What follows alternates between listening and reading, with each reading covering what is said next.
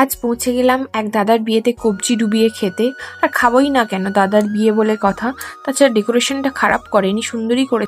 ওখানে গিয়ে দেখলাম একটা মকটেলের কাউন্টার বসেছে, আর তাছাড়া আরও অনেক স্ন্যাক্সও রয়েছে। তো ফার্স্টে গিয়ে ভাবছিলাম স্ন্যাক্সটা খাবো, দেখলাম ওখানে তেমন কোনো লোক যাচ্ছে না বলে আমি লজ্জায় যেতে পারছিলাম না। কিন্তু তারপর লাস্টে সাহস করে গেলাম, নিয়েছি গন্ধরাজ চিকেন, ফিশ বল আর পনিরের একটা আইটেম, মন্দ নয়, ঠিকই ছিল। এরপরে নিয়েছিলাম একটা ম্যাঙ্গো দিয়ে মকটেল, এটা কাঁচা আমের, আর একটা লিচি। ম্যাঙ্গোটা আমার অতটা ভালো লাগেনি, অত্যাধিক মিষ্টি মিষ্টি লাগছিল, আর মিষ্টি কম হলে মনে হয় ভালো হতো।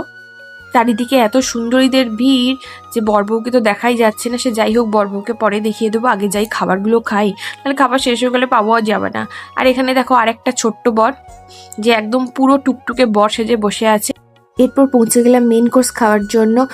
প্রথমেই গিয়ে দেখলাম যে একটা সুন্দর প্লেট দিয়েছে, আর প্লেটে ছিল একটা ছোট্ট বরবউয়ের ছবি। এত কিউট ছিল, আসল বরবউয়ের থেকে এরা মানে আরও বেশি কিউট ছিল। এরপরে দিয়েছিল রাধাবল্লভী আর স্টাফ আলুর দম। আমি দুটো ফিশ ফ্রাই নিয়েছিলাম, একটাতে আমার কোনোদিনও মন ভরে না।